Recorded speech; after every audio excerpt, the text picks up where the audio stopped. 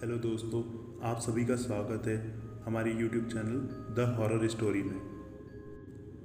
और आज हम बात कर रहे हैं नासिक की भूतिया हवेली के बारे में। और यह कहानी हमें भेजी है अभिषेक भाई ने, जो कि नासिक के रहने वाले हैं। आप सभी ने भूतों की कहानियाँ तो बहुत सुनी होगी, लेकिन जो आज की भूतिया कहानी है वो सच्चाई से जुड़ी हुई है। भूतों की कहानी जो नासिक की भूतों वाली हवेली की कहानी है। ये जो हवेली है यह कई सौ वर्षों पहले राजा महाराजाओं ने बनवाई थी, लेकिन पिछले कई सालों से इनमें कोई आता जाता नहीं है, ना ही कोई रहता है। ये जो नासिक की भूतिया हवेली कई वर्षों से वीरान और सुनसान पड़ी हुई है। लोग इसको भूतों की हवेली भी कहते हैं। स्थानीय लोग कहते हैं कि भूतों की हवेली में आज भी भूत प्रेत रहते हैं। कोई भी इस हवेली में आता जाता नहीं है। तो आत्माओं का अध्ययन करने वाले दिल्ली के वैज्ञानिक वैभव प्रजापति को जब नासिक की भूतिया हवेली के बारे में पता चला, तो इन्होंने इस भूतों की हवेली के बारे में अध्ययन करने का निर्णय लिया, क्योंकि वो पिछले कई समय से इसी जगह की तलाश में थे, ताकि जो आत्मा होती है उन पर अध्ययन कर सके। तो वैभव भूतिया हवेली में रहने की तैयारी करने लगा। वो जानना चाहता था कि क्या सच में भूत होते हैं, भूतों की कहानी क्या है, हवेली का रहस्य क्या है। इसके बाद वैभव दिल्ली से नासिक पहुंचा और अंत में टैक्सी लेकर नासिक की हवेली पहुंच चुका था, जिसके बारे में कई भूतिया कहानियाँ कही जाती हैं। और इस हवेली को लोग भूतों की हवेली कहते हैं। वैभव ने भूतिया हवेली के नज़दीक होटल में रूम ले लिया। शाम होते ही वैभव आवश्यक सामान लेकर हवेली के बाहर जा पहुंचा। वैभव चुपचाप छुपते हुए हवेली के मुख्य दरवाजे को खोलने लगा, तो पता नहीं कहाँ से एक आदमी आ गया। उस अनजान आदमी ने पूछा वैभव से, आप कौन हैं और इस वक्त हवेली में कोई आता जाता नहीं है। वैभव उस आदमी को देखा और सामान्य होते हुए उस आदमी से पूछा, हेलो, आप कौन हैं।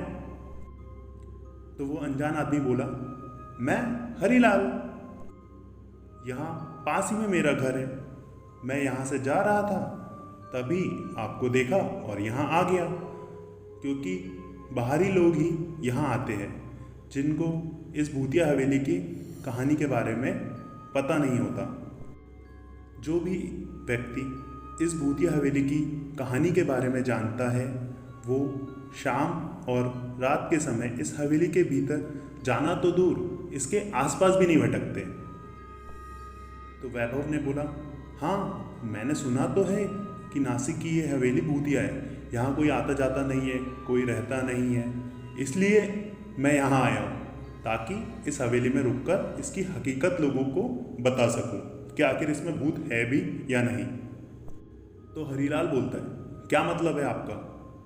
आप सब जानते हुए भी इस भूत बंगला मतलब इस हवेली में रुकना चाहते हैं?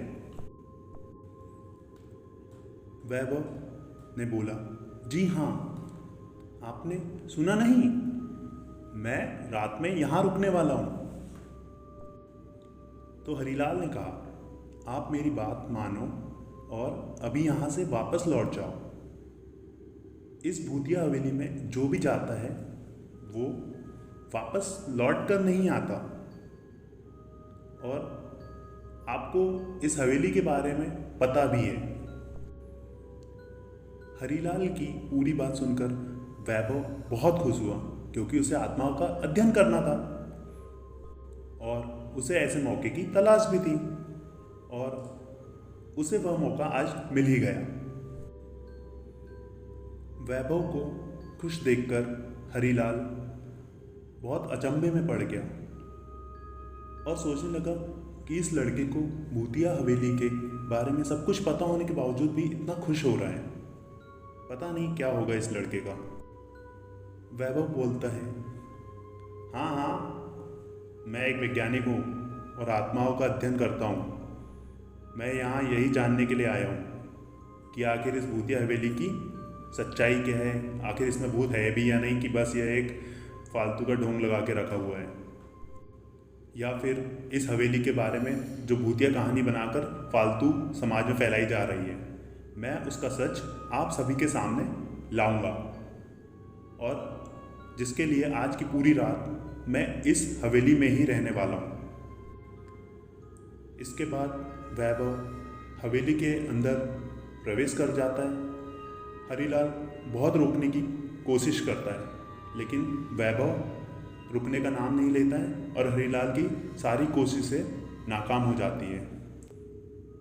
अब वैभव तो हवेली के अंदर चला जाता है। उसको देखते हुए हरीलाल भी जल्दी जल्दी अपने घर की तरफ लौट जाता है, क्योंकि वैभव तो रुकना से मना कर देता है, सीधे हवेली में प्रवेश कर जाता है। तो हरीलाल जल्दी से अपने घर चला जाता है।